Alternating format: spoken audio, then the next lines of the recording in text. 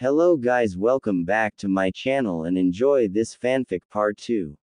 Now let's start the fanfic. Naruto groaned painfully as he woke up. The light shining into his room seemed too bright. The noises of people talking and getting on with their daily lives were too loud. Also, it was very breezy outside. Rolling over, Naruto tried to place the covers over his head to block out the light and sound he was hearing. However, after a couple of seconds, Naruto found it almost impossible to even think of anything but that. How did this happen, you ask? Well, so did Naruto as he slowly remembered parts of last night. Flashback. Naruto happily sighed as he finished off yet another cup of sake. On the same table with him was a heavily drunk Shizune and Tsunade, who looked like she was still on her first cup. So Naruto, in a couple of hours you'll be 14. Wow, it's hard to believe that Minato and Kushina have been dead for 10 years, Tsunade said while taking a sip of sake and saying the last part mostly to herself.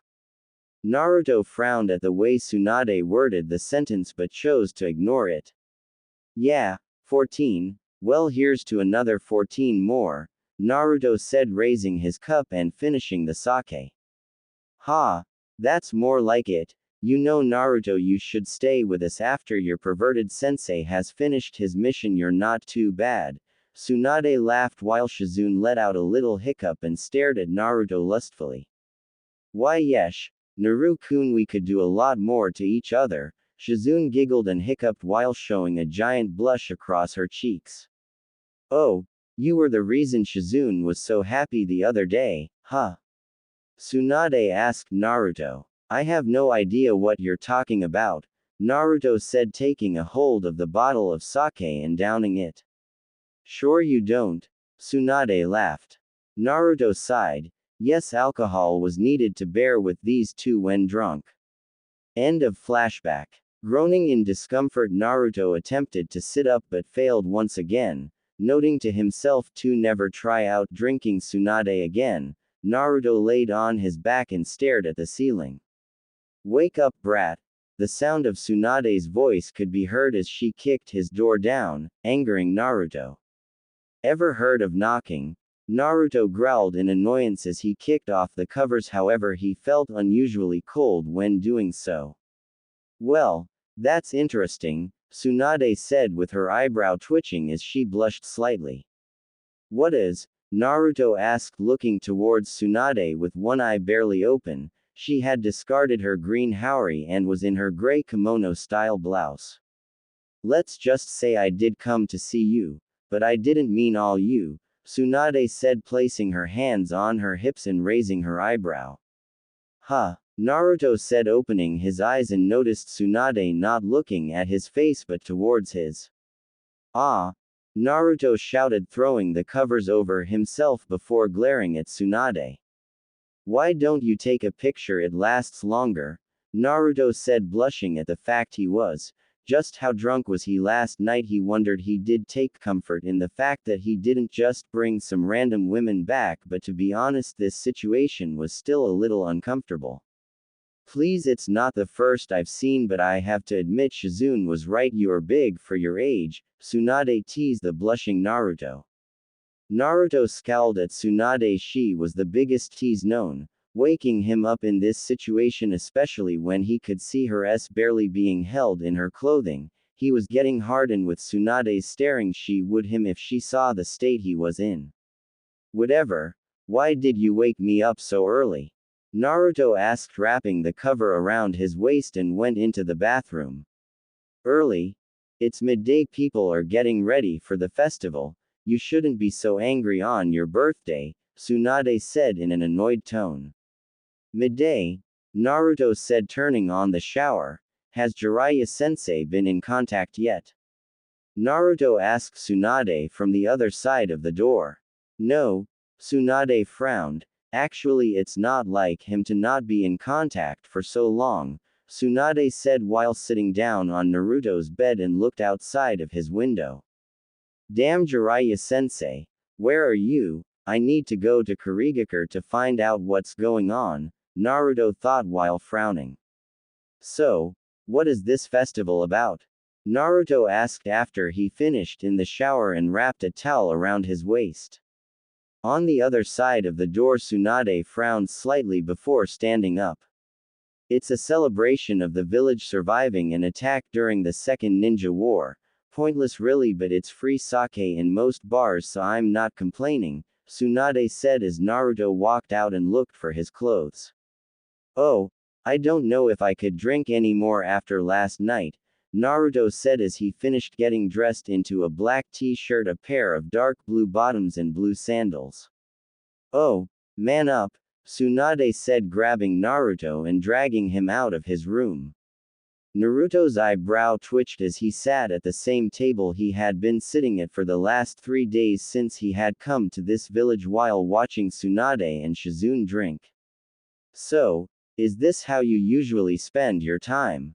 Naruto asked with a bored tone. Huh, what are you talking about? This is fun, you should be enjoying your youth like them, Tsunade said happily as she drank more sake and pointed towards all the people who were dancing and drinking happily. Naruto scanned the room. It was true, everyone was in high spirits. The children were enjoying the games involved in the festival while the adults drank, danced and laughed. Sighing to himself, Naruto placed his head on the table and slowly let his eyes close, wishing that today would be over already. Come on, Naruto. Let's get out of here and find something else to do. Naruto's head picked up as he heard Tsunade. What do you mean? I thought you liked the free alcohol, Naruto asked, raising an eyebrow. Alcohol? This isn't alcohol, this might as well be water to me, Tsunade stated proudly while Naruto just shook his head. Figures. Anyway, not that I'm complaining, where else is there to go? Naruto asked as he stood followed by Tsunade and Shizune.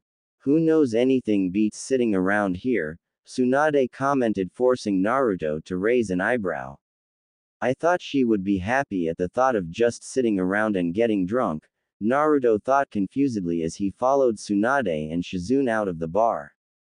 Naruto looked in astonishment as he walked around the village. The villagers had really gone all out for this festival. There were games that the children were playing and winning prizes, the adults were in their best kimonos dancing and drinking.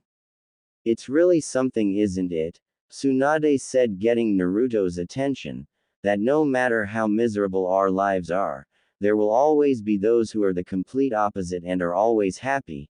Kind of makes you a little jealous, doesn't it? Tsunade finished, staring sadly at a couple dancing and laughing. However, Naruto never answered and just stared at the scenery around him. Boom! Naruto spun around and was quickly on guard. However, what he saw caused him to widen his eyes. Fireworks were exploding, causing a mixture of beautiful colors. Flashback. Ka-chan, a 4-year-old, Naruto said as he ran towards his mother, dodging through the people of Konoha. Kushina Uzumaki turned on her heels at the sound of her baby boy and smiled, putting her hands on her stomach. Her small bump was clear enough to show everyone she was pregnant. Naru-chan, Kushina said, smiling as she spread her arms out. Immediately Naruto crashed into Kushina, being careful not to cause too much impact on his mother's pregnant belly. Kushina fondly ruffled Naruto's hair as her son hugged her, and seeing him in his dark blue kimono made her heart melt. Naru-chan, if you're here, where's your father? Kushina asked, looking around for Minato. He's here, Minato said, dropping from a rooftop in a kimono matching with Naruto. Tu-chan, Naruto happily said as he watched his father grin at him. Naruto, what's that over there? Minato said, pointing behind Naruto. Immediately the young blonde turned around in excitement to see what his father was pointing at. However, the moment he turned, he found himself screaming as his father had picked him up and put him on his shoulders. Ka-chan, Naruto whined, causing Kushina to laugh. Naru-chan, remember, your father is as much of a big kid as you are, Kushina said, walking beside Minato while still giggling at Naruto's pouting face.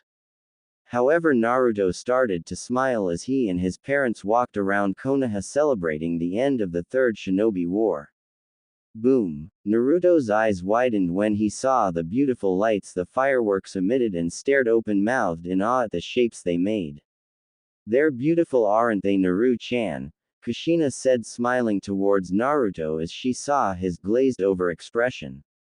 "Yeah," Naruto said in awe as he continued to watch the explosion of colors. "In a way, we're all like fireworks. All our lives we aspire to reach as high as we can and in the end go off in an explosion," Minato said, sagely missing Naruto's horrified expression. "Explosion?" Naruto stuttered in fear as he looked towards his mother. "Minato!" Kushina shouted, causing the blonde-haired Hokage to scratch his head sheepishly. "Well, not literally explode unless..." A warning glance from Kushina told him everything, "but one day you will understand," Minato finished smiling. Naruto slowly nodded and looked back up to the fireworks in amazement. End of flashback. Naruto. The voice of Tsunade snapped him back into reality. Blinking a few times, Naruto studied his surroundings before sighing. "I think I'm going to call it an early night," Naruto said in a dead voice. "Huh?" Tsunade raised her eyebrows before watching Naruto walk away. "Where's Naruto-kun going, Tsunade-sama?" Shizune asked as she joined her master and watched Naruto walk away, his steps dead and lifeless. "He'll be alright. Just give him some time. He's not used to being around such lively events. They probably brought back memories," Tsunade said, sadly pulling Shizune with her as they tried to enjoy the rest of the festival. For what seemed the 100th time, Naruto dropped onto the bed in his room and sighed. Memories of his parents were constantly popping up, no matter how hard he tried to suppress them, from moments his father had won him his first prize, to eating with his parents happily as a family. Naruto ran a hand through his hair and grunted as he tried to ignore the noises coming from outside, hoping that if he couldn't hear anything he wouldn't remember anything. Eventually the noise did die down a little. The celebration seemed to move, so people were off the street and into bars. Naruto, however, bolted up as soon as he heard someone knocking on his door. Quickly grabbing a kunai, Naruto moved towards the door and opened it slightly. He sighed when he saw the blonde hair of Tsunade standing at his door impatiently. "What are you doing here, Tsunade?" Naruto asked, raising an eyebrow. "Let me in first, then I'll tell you," Tsunade said. Naruto shrugged and opened the door fully and walked back towards his bed while Tsunade followed and closed the door. "So, what is you wanted?" Naruto asked again as he sat down on the bed. "I wanted to talk to you," Tsunade stated, pulling out a chair and placed it next to the bed before sitting on it. "What is it you wanted to know?" Naruto looked towards Tsunade, his eyes emotionless. "I want to know what was eating at you when you looked at the fireworks," Tsunade said bluntly, and narrowed her eyes when she saw Naruto just sigh and lay down on the bed. "What's eating at me, you say? Well, if I were to tell you what was eating at me, we'd be here forever. However, I'm not naive enough to think that you don't know what's wrong with me either, since your suffering is similar to mine," Naruto said, watching as Tsunade's eyes widened. Tsunade was speechless as she looked at Naruto, his blue lifeless eyes. They were eyes of someone who had seen death, the eyes she had only ever seen in the most veteran of shinobi, the ones who that had lost everything. "I know why you're here, though. Due to the connection you have with my parents and sensei, you think I'll just open up. However, I'm not so easy to read. I need to be like that. I have to be," Naruto said, looking sorrow for a moment. Tsunade stared at Naruto sadly, her brown eyes softening slightly as she saw the results of growing up too fast. Huffing, Tsunade closed her eyes. "You saw it, didn't you? You saw your parents die, right?" Tsunade said and sighed when she seen his expression not change. It was clear to her now that he trusted no one truthfully. "We talk about death so easily when we don't see it, but when you witness the death of someone you love and you know that there isn't any way that you can prevent it, something just snaps," Tsunade spoke softly. Naruto looked into Tsunade's eyes. She was starting to open up. He did wonder why she was opening up slightly to him, but for now he just stayed quiet and let her talk. I've only been truly affected by death twice. I'm a medic, so I'm used to seeing death. However, when I had to watch the man I love die and not be able to help him, me inside, the other death was my brother Nawaki. When I was called in to see his body, I was devastated. My little brother, someone I watched grow, was dead, barely recognizable.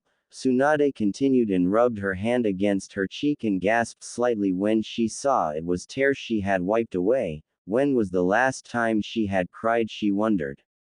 Naruto stared sadly as he saw Tsunade pouring her heart even if she didn't know it, and by the way she was gripping the green stone necklace he could tell she was struggling to keep it together. My father. Naruto started, causing Tsunade to look up towards him. Her once hardened eyes now turned into liquid.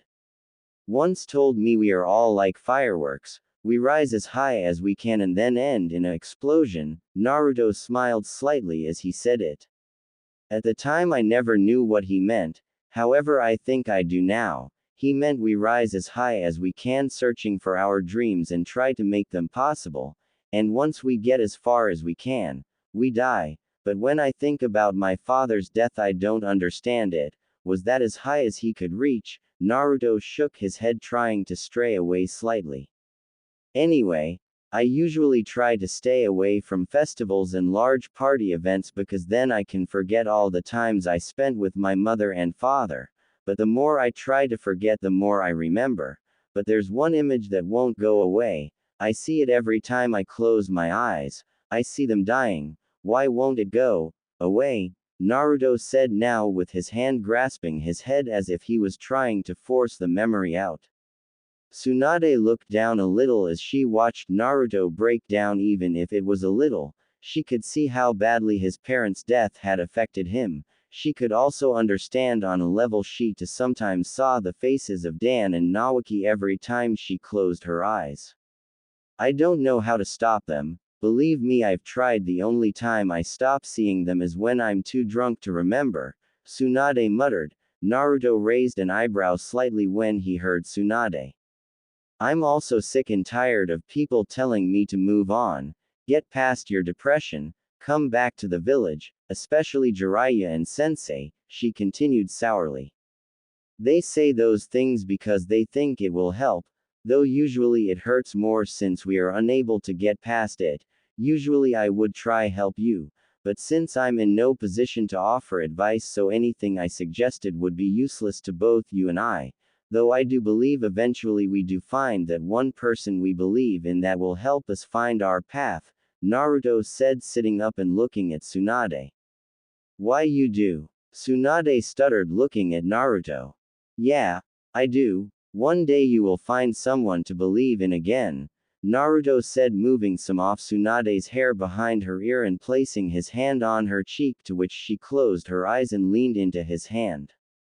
I'm just so lonely. No one understands, Tsunade said quietly, with tears running down her eyes while enjoying the feeling of Naruto's hand on her face. I know, I am too, Naruto said, pulling Tsunade into a hug, to which surprisingly she never pushed him back and was even more surprised when he felt her wrap her arms around his waist. Naruto stayed there for 15 minutes listening to Tsunade cry out all her frustrations. I bet this wasn't the way you were expecting to spend your birthday, huh?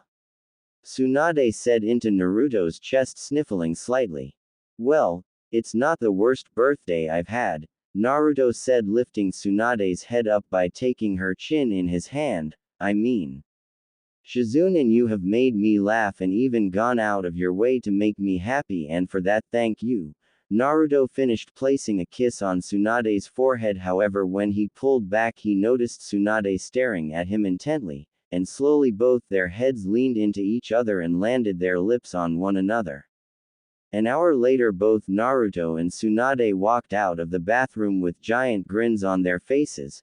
They quickly got dressed as Tsunade didn't want her apprentice to come looking for her in Naruto's room. As Tsunade was tying the obi back around her kimono-style blouse, she noticed Naruto staring at her intently. What? she asked, smiling seductively while turning around and now fully dressed. Nothing, I was just wondering something, Naruto said, blushing slightly as Tsunade continued to stare at him. Well, what are you wondering about? I didn't think you would become so shy now, especially after everything we've done.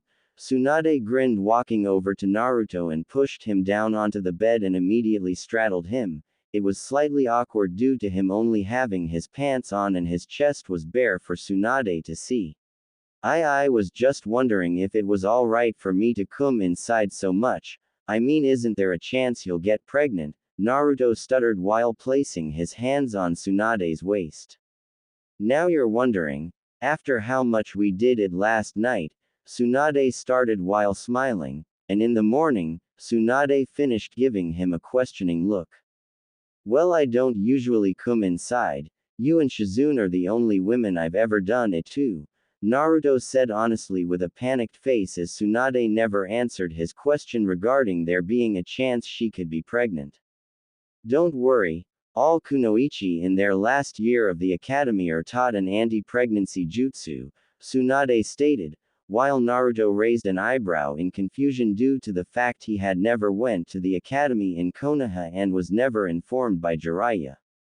But why? I mean, don't you graduate the academy at the age of 12 or something? Naruto asked, scrunching his face in confusion. Well, it's not that they use them straight away. It's for those kunoichis that reach Anbu level and have to go on missions that force them to use those jutsus, Tsunade said as she gave Naruto a quick kiss.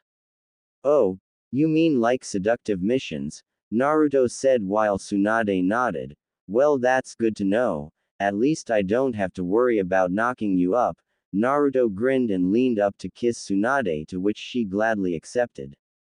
Yeah, so don't worry about it next time, Tsunade stated while kissing his chest. Next time? Naruto questioned as he felt Tsunade's full lips on his chest kissing his toned abs. Don't take this wrongly, Naruto. This isn't love. We are two people that are attracted to one another physically, and the way I see it, you're lonely. I'm lonely. We might as well keep each other company with our bodies, right? Tsunade said while placing her head on Naruto's chest and sighed.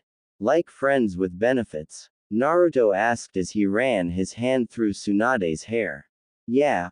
Once every couple of months we could take time off for one night and just let loose and the next day part ways, Tsunade smirked as she saw Naruto grin slightly. What? Tsunade Senju asking me to become her buddy? Well, what straight man would say no to an offer like that? Naruto grinned as he felt Tsunade sit up, however he frowned in confusion once he saw Tsunade's worried face.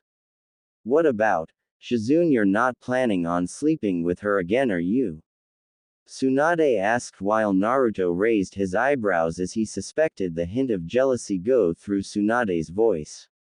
No, she's too much of a nice person for that.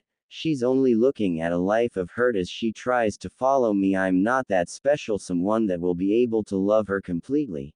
It isn't fair on her. She deserves to find true love, Naruto said seriously as he stood up and looked for his top.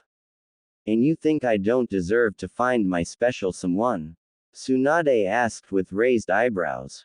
Are you looking? Naruto questioned her, frowning as he knew the answer. Touché. I think you're right. Shizune has spent a long time with me traveling. I want her to settle down, maybe even have a few kids, but she seems intent on following me, Tsunade said as she walked over towards Naruto's door while Naruto followed, as he had his top with him. Thank you for last night, Naruto. You made me feel a lot less lonelier than I have been in a long time, Tsunade stated as she leaned in and gave Naruto one more passionate lip lock before heading off and swayed her for Naruto as he watched her leave. Damn, that woman can be why when she wants to be, Naruto amused to himself before turning around and got fully dressed, strapping himself with his katana and pouches for his kunai, shurikens. That pervert better be back today, Naruto growled in frustration as he placed a large scroll on his back and walked out of the room. While walking through the streets, Naruto couldn't help but snort at the number of people complaining about their heads. If they hadn't have got so drunk last night, then they wouldn't be like that. It was their own damn fault. As he walked into the bar he had been coming into for the last couple of days, he smiled at the sight of Shizune and Tsunade talking together. Naruto-kun, Shizune gasped, standing up and waved towards him, motioning him to sit next to them, to which Naruto happily complied. Hey Shizune, did you have a good night last night? Naruto asked as he sat next to Tsunade, who was surprisingly drinking herbal tea. Ah, yes, I managed to make it back to the room all right, but what about you Naruto-kun? You seemed so sad, Shizune said, giving him a knowing look since she had talked to him before they had about his troubles slightly. I told you Shizune, it's nothing, festivals aren't for everyone, besides look at him now, he looks a lot more happier, obviously something made him feel better, Tsunade said while sipping her tea while her hand moved onto Naruto's thigh. Naruto's eyes widened as he felt Tsunade move her hand closer and closer to his crotch. He let out a small gasp when he felt Tsunade give him a squeeze, causing him to harden slightly. I had a good sleep last night, that's all, Naruto stuttered out, biting back a moan as Tsunade gently caressed him through his pants. Well, if it isn't my excellent apprentice and the beautiful Shizune-chan and Tsunade Haim, a voice screamed, making Tsunade stop touching Naruto and look to the door of the bar. Jiraiya stood there happily with his hands on his hips, his usual smile on his face. However, on his face there was a small cut on his cheek. Sensei, you're back. Where the hell have you been? Naruto stood up and pointed towards his teacher. Ah, my apprentice, it seems like you took my advice and lost the hood. I told you no one would recognize you around here, and for where I've been, let's just say I've been doing a lot of research.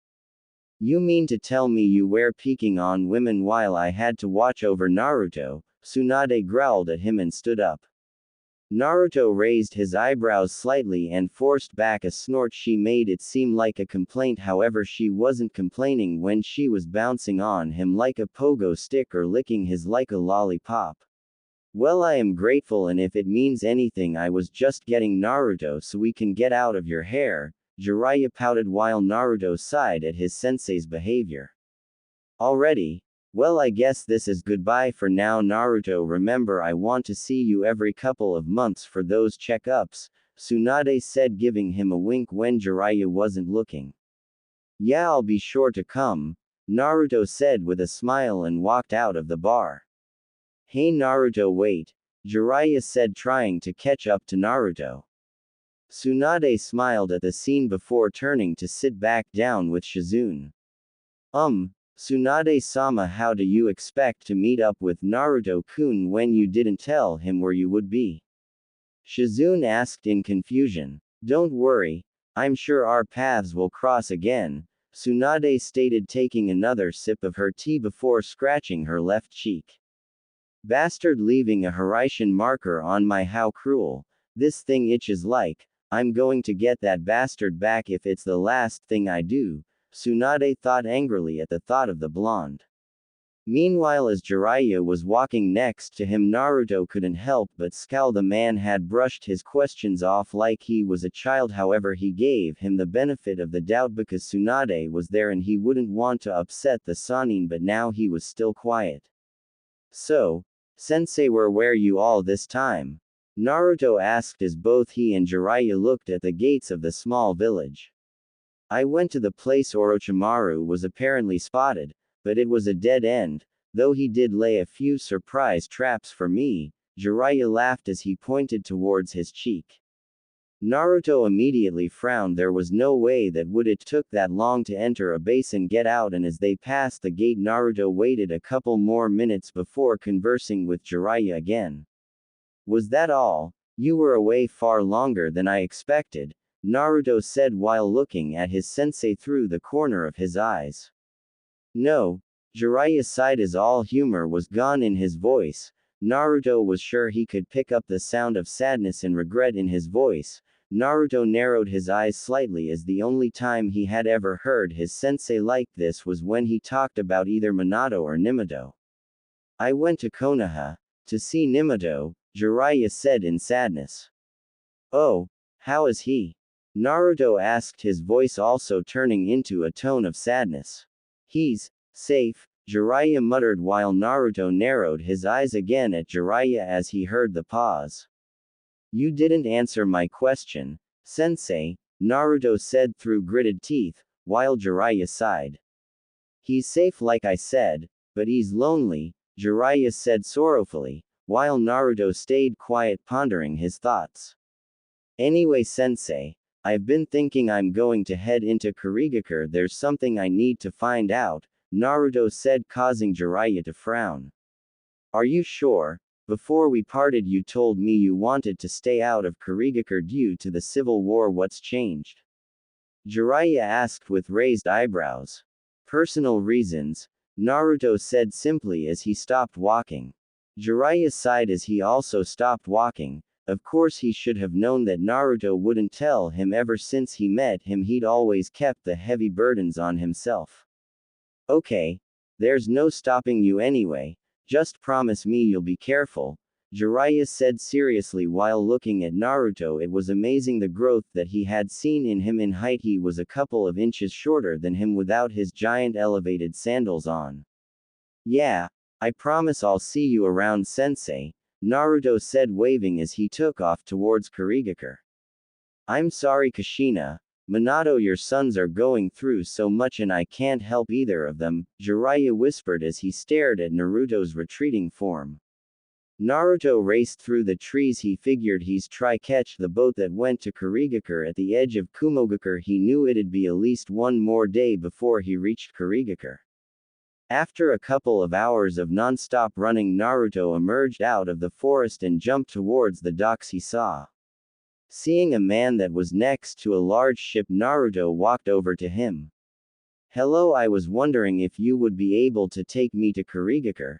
You would be paid for it as well obviously, Naruto stated to the man in an emotionless tone. The man snarled at him. To a civilian it would have scared the crap out of them, but knowing he could easily the man if he had to, Naruto held his ground. You mad boy, there hasn't been a ship sailed into Kurigakure in over 4 months. Every ship that's gone in the last couple of years have never came back. Keep your money and we'll keep our lives, the man said while Naruto frowned slightly and nodded before walking off down the docks to see if anyone else would be willing. Heard you were looking for a ship, a feminine voice stated, forcing Naruto to turn around and look at the women who called to him. Yeah, you willing to go to Kurigakure though? Naruto asked as he raised his eyebrows at the women. She was extremely attractive. She had a dark toned skin color, yellow eyes, light blue hair which was spiked out, and wore a red vest with blue shorts and looked to be in her mid-30s. I'm not like those pussies. If you're willing to pay I'm willing to take you, she said raising her hand. Thank you. The name's Naruto, Naruto said shaking her hand. Sufu. Nice to meet you, the now known Sufu said. So, where's your ship? Naruto asked as he looked around and couldn't see any large ship that she would use. You can't see her, look over there, Sufu said pointing towards the docks. Naruto's eyes widened however when he saw where she was pointing, as in front of him was a small boat that looked like it was falling apart. The one mast it had was cracked straight down the middle. She needs a few repairs but I just haven't had the time to fix her up, Sufu said rubbing the back of her head in embarrassment. It will be fine, Naruto muttered as he followed Sufu to the boat, and as he walked onto it he noticed it had a cabin below. You ready? She asked, untying the rope that was attached to a wooden pole as she saw Naruto nod. Naruto stayed quiet for most of the time on the boat. He was a little frustrated that the boat wouldn't make its way to Kurigakure until the morning, as he was getting impatient to find some answers. As he sat at a small table in the cabin below, the room was only lit by a small candle in the center of the table. Looking around, Naruto was surprised by what he saw. On the wall he could see pictures hung up, The first one he saw was Sufu standing next to her boat. The boat was a lot cleaner and less cracked. The giant smile on her face showed Naruto that her boat was her pride and joy. The second picture was Sufu and a man he expected to be her husband, especially if the matching rings on their fingers were anything to go by. Also in the middle of them was a small boy with short spiky, dark-toned skin and light blue hair with green eyes. That's my son Shuaha. He's 13 now, Sufu said with a little sadness in her voice. Oh, he looks a lot like you, Naruto commented as he noticed her smile at the comment. Thank you. He's a mama's boy as well, she said sitting down on the opposite side of the table. Must be hard for him then, knowing that his mother might never come back one day, Naruto said holding her gaze, as her coal-like eyes seemed to turn into a golden pool of emotions. It's something he and his father have adjusted to. Before the war in Kurigakure I was a supply convoy, it was good money. However, since the war started I haven't been able to get into Kurigakure without the fear of losing my life and leaving my husband and son, Sufu confessed with a sad tone. It was only now Naruto could see the effects the war in Kurigakure was doing to other countries, to good people who were being affected. You've done a great job with what you've got. Not everybody could say they would be able to smile with what they have been given. That's something you should be proud of, Naruto said, giving her a small smile. Thank you, Sufu said again, blushing slightly as she was complimented by Naruto. It was strange how even though he was a teenager he spoke with the mind of an older person. I wouldn't worry, I promise things will become better for you. I'm going to head off to bed, is that okay? Naruto asked, standing up and looked towards Sufu. Yes, no problem. Thank you again, Naruto-kun. Sufu blushed as she realized she had referred to him with a suffix. Naruto smiled and nodded before walking to a door a few meters away and opened it. He was surprised to find a small single bed but shrugged it off and started to undress. As he got all his clothes off except his boxer shorts, he heard the sound of someone opening his door. He sighed in relief when he saw the familiar blue hair of Sufu. Oh, Sufu, can I help you? Naruto asked as he watched her walk into the room and shift around nervously. Ah, no, Naruto-kun, I came to see if you were settling in all right, she said, blushing as she saw Naruto's chest. It's fine, you have offered me so much already, Naruto said while he watched Sufu get closer. The candle-lit room made her skin look bronze in color. You know, Naruto-kun, you've helped me a lot today. You've given me the confidence to keep fighting. I've been thinking that you're right. As long as I am able to smile for my family, I believe I will be able to carry on, Sufu said while smiling and placing her hand on Naruto's bare shoulders and letting her long fingernails roam down his chest and roam over his stomach. The next day Naruto woke up feeling a lot better. The sounds of seagulls flying past a small window in the room caught his attention. However, as he tried to move his legs he felt another pair entangled with his. Suddenly his senses came back and he felt another body on his. Looking down he saw the dark-toned skin of Sufu as her head laid peacefully on his chest. As if she noticed him staring, Sufu opened her eyes tiredly and her eyes widened as she realized she was on Naruto's chest. However, after several seconds her memories of the night before came back, how she had gone into Naruto's quarters and him off, how she had done it again multiple times when they made it into her room, and how he had taken her in every position she could think of before passing out. Good morning, she whispered, trailing her finger along Naruto's chest. Morning, Naruto replied, trailing his hand up and down her spine, and sighed as he felt her tighten her embrace around him. I'm surprised, I've never passed out before, she said, looking up at him, and he smiled at her compliment. Well, I'm just that good, aren't I? Naruto stated, and they both shared a chuckle before she kissed his chest.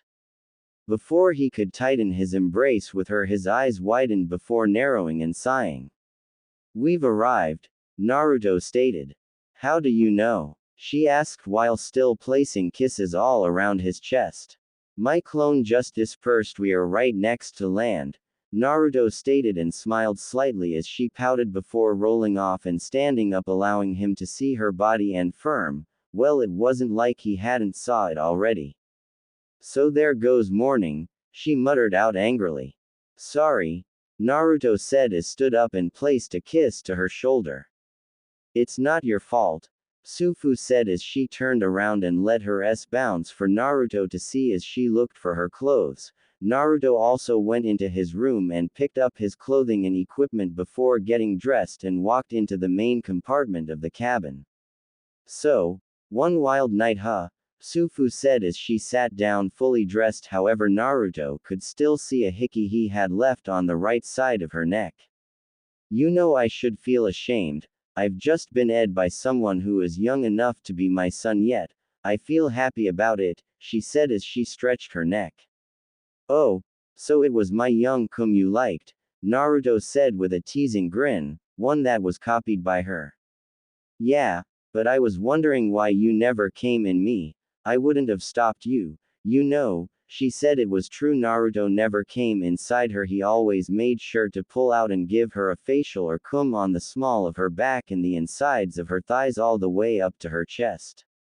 I didn't want to risk the chance of knocking you up. You'd have some explaining to do with your husband otherwise, Naruto said with a shrug. I see, I'll have to tell him anyway about what happened. I owe it to him. I love him, but I let my body take over control, she said, slightly worried at the thought of telling her husband she had let another man take her. I'm sure he'll forgive you, eventually, Naruto said as he stood up and began to ascend to the top of the boat. I hope, Sufu said as she looked at the photo of her husband and son. Thank you for everything, Sufu. Even last night I'll always remember it, Naruto said, going into his scroll and releasing a large pouch. Me too. Who knows, if my husband doesn't take me back, we could have an encore of last night's performance. I've certainly acquired a taste for you, she said teasingly as she wondered what was in the pouch Naruto had. Here, take this as a thank you, Naruto said, taking a hold of Sufu's hands and dropped the pouch into her hands. Ignoring the blush on her face, Sufu looked into the pouch and her eyes widened as inside was a large sum of money, enough most likely to buy a few houses. Why, you didn't have to, Naruto-kun, she said, trembling at Naruto's kindness. And you didn't have to take me here, but you did. Thank you, Naruto said once more and placed a kiss to her forehead. Well, until we meet again, Naruto motioned as he walked off the boat. Yeah, come back again sometime. I'd be happy to make you dinner at the house, she said, waving as she slowly set off. As he watched her go, Naruto's eyes narrowed before turning around and looked into the sky and the thick heavy mist. The bloody mist, huh? He said before pulling up his hood and walking into the forest. Naruto scanned his eyes around the area in front of him. The forest was almost completely dead. The leaves on the trees had completely fallen off, leaving the trees bare. The mist surrounding them was thick and made it almost impossible to see. There was very little wildlife. The only animals he had seen were birds and wolves, but now as he stood in a giant crater where the trees had been blown away, Naruto sighed at the thought of where he was. The bloody mist, the only place that had a genin exam involving fighting your classmates, friends in a battle to the death. He had no doubt that the rumors were true. Just by standing here in the forests outside of Kirigakure no Sato, he could feel the death in the air, the constant feeling of being watched. The sound of an explosion caused Naruto to turn his head towards the source. Deciding that he didn't have enough information in what was happening, Naruto carefully rushed towards the explosion in hopes to gain some answers. When he got to where the sound of the explosion, Naruto's eyes narrowed as in front of him was another crater. However, in the middle of it was a burnt body. The smell forced Naruto to pull up the face mask that was attached to his cloak so he didn't have to smell the burning flesh. The body was completely burnt. He could tell by the shape of the body it was a woman. However, all of the hair had been burnt off, bones could be seen from where the skin had melted, and her body was burnt black. His eyes watched carefully as the birds he had seen earlier landed on the body and began to scavenge whatever skin they could. Naruto's eyes flickered to the left where he saw a pack of 3 wolves approach the body and scared the birds off. Having seen enough, Naruto noticed multiple footprints leading away from the scene. He quickly jumped towards the way they were leading. He quickly caught sight of another explosion. This time he was able to see it through the trees. Landing on a branch not too far away, he caught the sight of a man and a woman in cloaks holding onto each other, as next to them was a crater exactly like the ones he had seen before with another burnt body. Above them in a tree were 3 people, each of them wearing masks. He had seen only Hunter Nin use. "Why are you doing this to us?" The woman cried out, the panic in her voice clearly shown. "You are monsters, you should know why we are doing this," one of the Hunter Nin said, unsheathing his sword. "We understand what you think, but to hunt us down like sport, it's inhuman," the man said angrily as he tried to hide the woman behind him. "Inhuman? You call us inhuman, you bloodline freaks," the same Hunter Nin said in anger and dashed towards the pair and went to slice off the man's head. However, a wooden pillar emerged from the earth and intercepted the blade.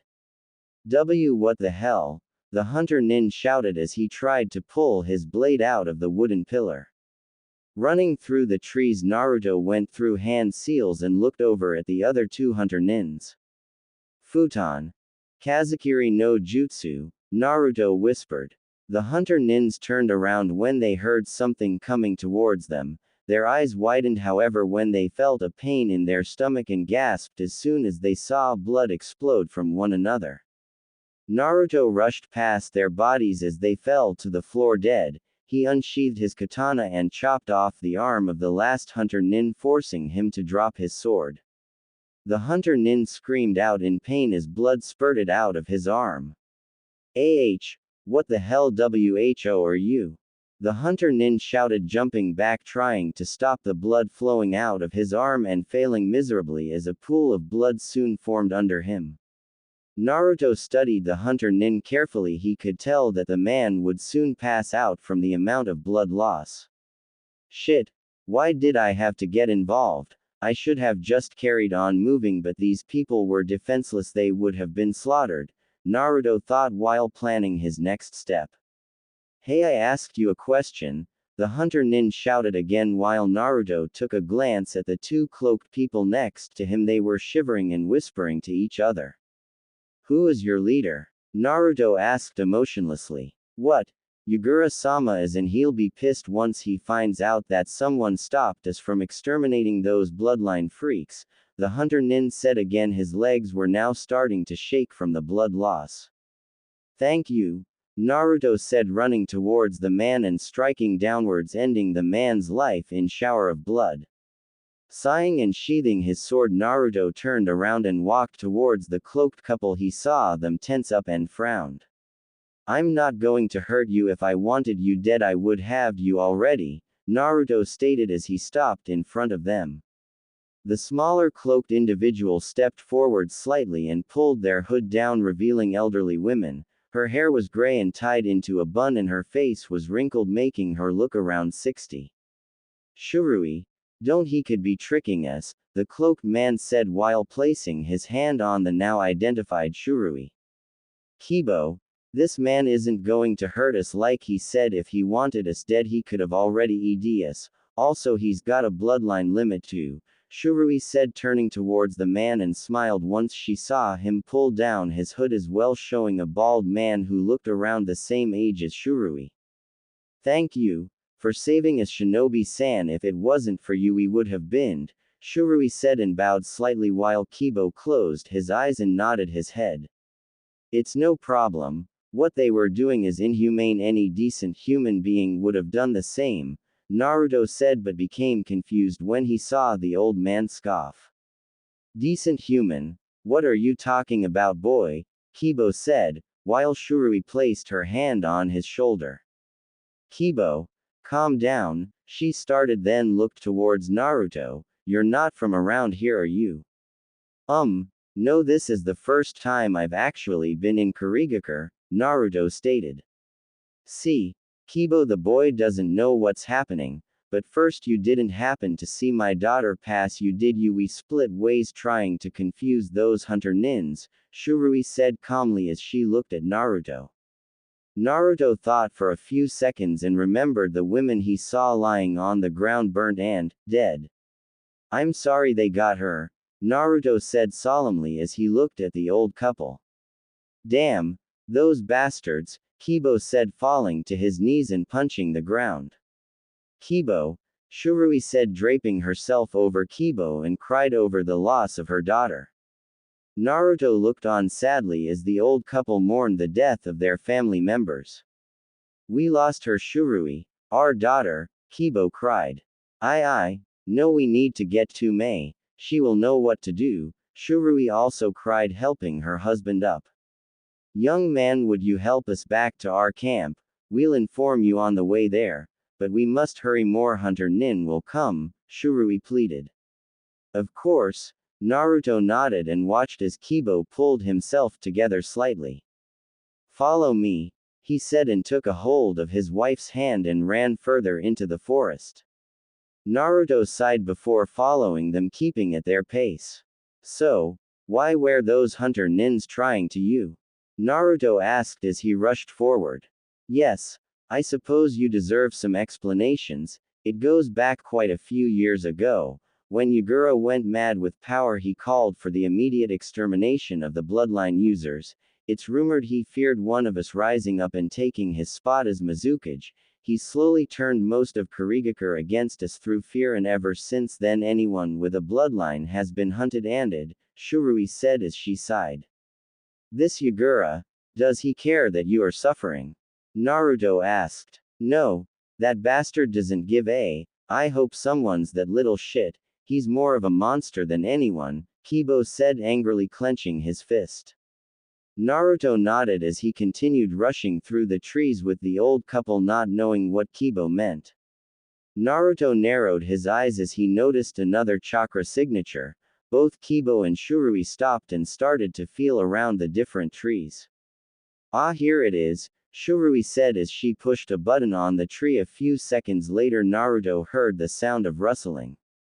Who's there? A voice said while Naruto frowned as he understood what was happening.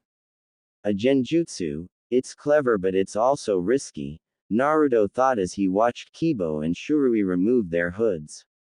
Ah, Shurui-sama, Kibo-sama, my apologies, a man said, appearing out of thin air. He had brown spiky hair, black top and bottoms with a gray chest plate.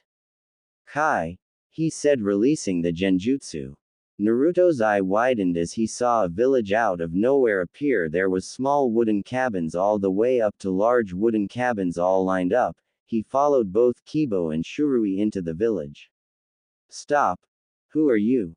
The same man asked as he grabbed Naruto's shoulder, stopping him from walking, and quickly Naruto put his hand on the hilt of his katana. Stop, Hogosha-chan, he's with us, he's here to help, Shurui said. Naruto contemplated telling her that it wasn't his goal to stop a war and help them, but seeing as it caused the man to back off, he said nothing. Don't worry about him, he's very cautious. He's from a special clan of genjutsu users. There aren't many left, but they help keep this small camp safe, Shurui said as they walked through the little village. Naruto felt a little uneasy as he walked. He could see people staring at him in fear, awe and wonder. He noticed the kids were walking around in rags far too big for them. The adults were also wearing rags that had holes in them in multiple places. He noticed the ninjas were walking around paranoid, grasping their weapons as a lifeline. All in all, he could see fear. He noticed that they had made their way to a large circular wooden building. He stopped and waited as Kibo walked over towards the door and knocked. Immediately, a large man with a giant sword opened the door. After a few whispered words, he motioned for Naruto to follow him and Shurui. After a few staircases, they stopped at a wooden door again. Kibo knocked again. Come in, a soft feminine voice spoke. However, he could still hear the weariness that was in it. Kibo opened the door and the three of them walked through.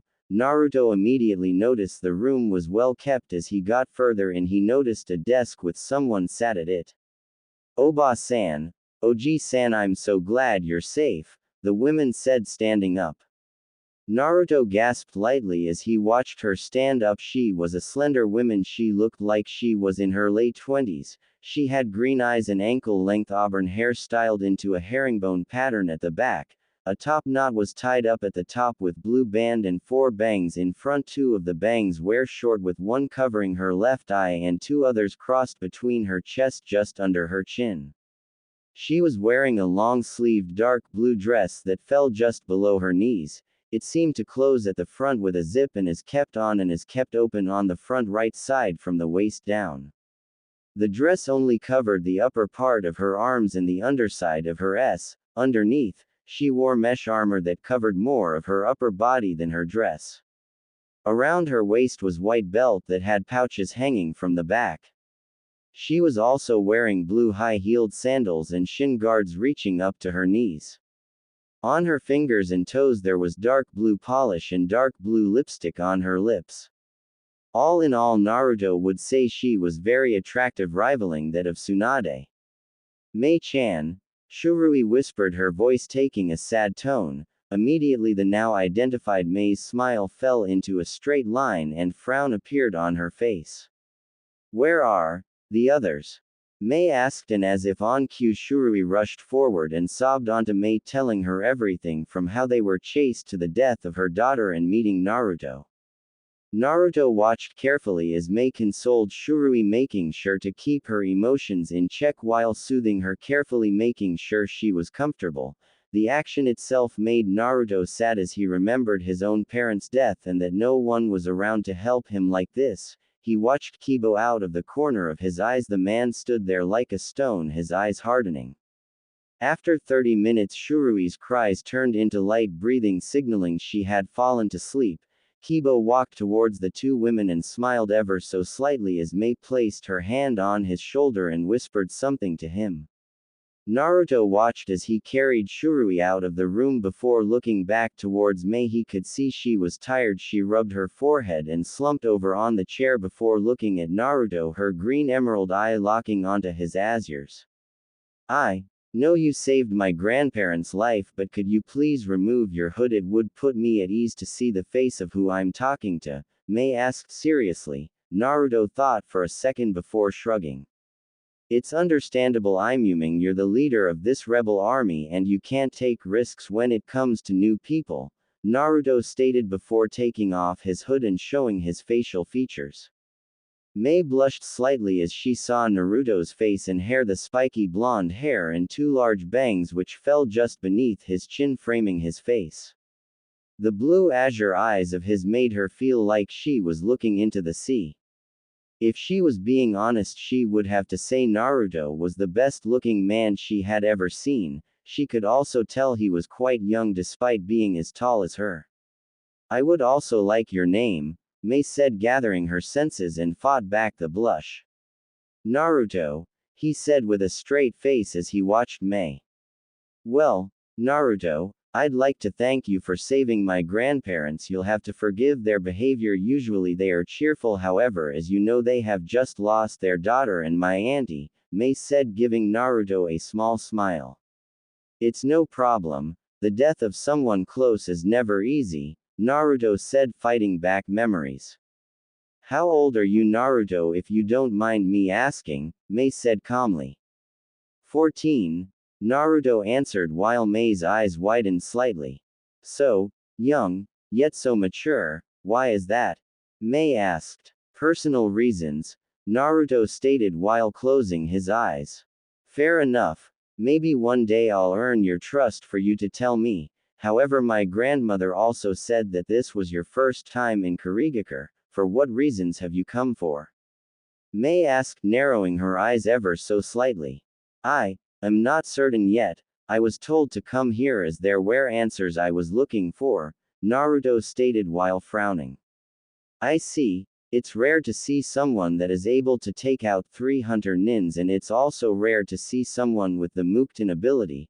Perhaps you should stay with us and help us in this war. Who knows, you may find your answers in doing so, Mei said. However, Naruto could also hear the desperation in her voice. He knew the moment she had heard about his abilities she would try to recruit him, and by the looks of things they were desperate. However, he also knew in participating in this war he would eventually have to reveal himself, as soon he would have monikers, and with his similar appearances to his father, word would spread around fast that the oldest son of the Yondaime was still alive. Aye, Naruto stuttered as watched as Mei's face turned into one of disappointment, as if almost knowing what he was going to say. It's really something, isn't it? That no matter how painful our lives are, there will always be those who are the complete opposite and are always happy. Kind of makes you a little jealous, doesn't it? Naruto's eyes widened slightly as Tsunade's voice pierced his head. I wouldn't worry, I promise things will become better for you. Naruto's face scrunched up into a frown as he remembered his conversation with Sufu, how he had promised that things would look up for her and it seemed he would have to sacrifice something. Okay, I'll do it, but only if you promise that no one over than you will have the authority to order me around, Naruto said as he came to a conclusion. Yes, eventually the world would hear of his accomplishments, and of course Konoha would have to mark him as a missing nin despite never officially being a part of the system. However, due to his family ties he would be marked a criminal, but perhaps this was for the best. He was sick of hiding. He was strong enough now to be able to protect his village, yet the Hokage hadn't sent for him or gave him the clear that it was safe. Thank you so much. Of course you will be one of my new personal guards. I don't know why, but I trust you, Mei said with a smile. That's acceptable. However, as we're alone, there is something I have to tell you. I ask you to please keep this a secret between me and you for now, as it will leak out eventually, Naruto said with a straight face as he stared at Mei and took a breath once he saw her nod. My full name is Naruto Namikaze. I am the son of the Yondaime Hokage.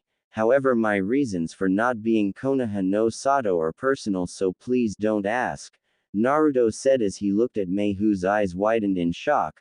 Coughing slightly to get her attention, Naruto shifted uncomfortably. I see, that's some secret you have. It just means I can trust you even more, right? Now that I know anyway, and seeing as you're helping me, I'll help you, Naruto. Your secret is safe with me. Mei Terumi, future Godime Mizukage, Mei pronounced proudly. Thank you, Mei, Naruto stated honestly. It's nothing really, Naruto. You should get comfortable in here. I've asked my grandfather to arrange your living arrangements, so go see him after this, Mei offered, walking towards Naruto. I'm glad to have you on our side, Naruto, Mei said, offering her hand. It's no trouble, Naruto said with a smile before taking her hand and shaking on it, signaling a friendship that would last a lifetime, hopefully. Naruto quickly pulled his hood up as he left the building. He knew that eventually his identity would be revealed, yet he still wanted to hide it for now.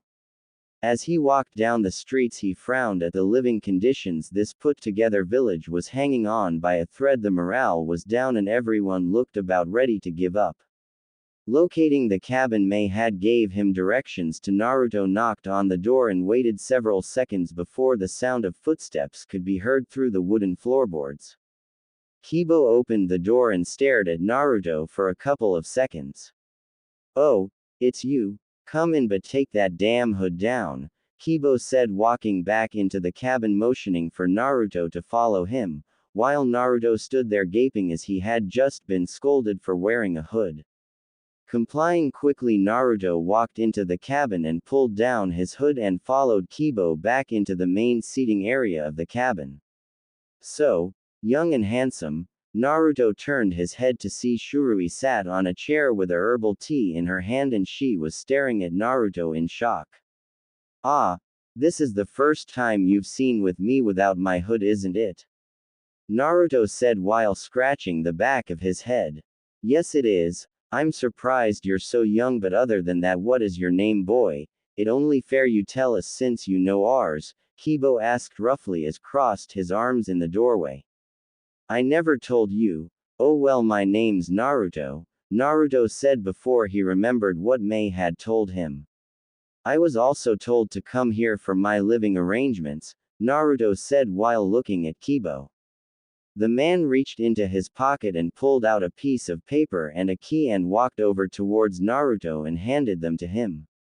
This is the key to your cabin and these are the directions. Mei obviously trusts you enough to keep you around. It would be wise not to break her trust, Kibo said while Naruto frowned at the man's words. Kibo, behave. You're always welcome to drop by, Naruto-chan, Shurui said kindly as Naruto nodded and walked out of the cabin and back into the streets. Eventually Naruto made it to where his cabin was. It wasn't small and it wasn't large either. He did hope that he would be living by himself as he had seen several people sharing cabins. Putting the key into the keyhole, Naruto unlocked the door and proceeded to walk in. The natural light coming in from the window made it possible to see everything. He could see 3 doors from his position. Walking over towards the closest one to him, Naruto smiled slightly when he saw a small desk and chair with a candle next to it. It was obviously a study room and Naruto briefly wondered if everyone had one. Closing the door, Naruto made his way over towards another door and opened it. Inside was a small bathtub, toilet and sink. Closing the bathroom door, Naruto walked over towards the final door and opened it and sighed as soon as he saw the bed. It was single, but Naruto couldn't have been happier. At least he wouldn't have to sleep on the floor. Taking one more last look around, Naruto noticed that he didn't have a seating area like Shurui and Kibo, but he wasn't going to complain since he wasn't really expecting anyone to come round. Walking over towards his new bed, Naruto unstrapped his katana and scroll and placed them next to his bed before falling onto it and drifting off into a dreamless sleep. The rain poured down heavily, bouncing off every surface it impacted with. There was no sign of anyone around except for one small boy in a bright orange top and bottoms. His spiky blonde hair was flattened down due to the rain and in front of his eyes were a pair of goggles covering his eyes from the rain. However, if one were to look closely, they would be able to see that there was water inside them. He sat on a lonesome swing under one tree that was doing nothing to give him protection from the rain. In front of him was the Konoha Ninja Academy building. Why do I always fail? The boy muttered, his blue eyes glancing around full of pain. Why does everyone hate me? He said again and got no answer, and after a couple of seconds buried his face into his hands and cried. Naruto quickly sat up from his bed, sweat pouring down the side of his face. He could briefly hear the sound of knocking at his door. Another nightmare, Naruto thought, and put on a pair of black Anbu bottoms before heading towards the door and greet whoever was there. Naruto-san, sorry to wake you, but Mei-sama has asked for you, a young girl said. She had blonde hair and green eyes. Naruto noticed that she had a Kurigakure headband on and tilted his head. She seemed to be around 9 or 10 years old. Okay, I'll be there in 5 minutes. Naruto said, closing the door as the girl nodded her head and ran towards the main building known as headquarters. Going back into his room, Naruto quickly got himself dressed and readied his equipment before heading out.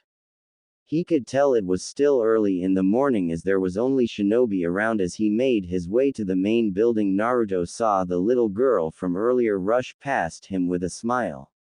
So carefree. Even in these times, Naruto thought, knocking on the door of the headquarters.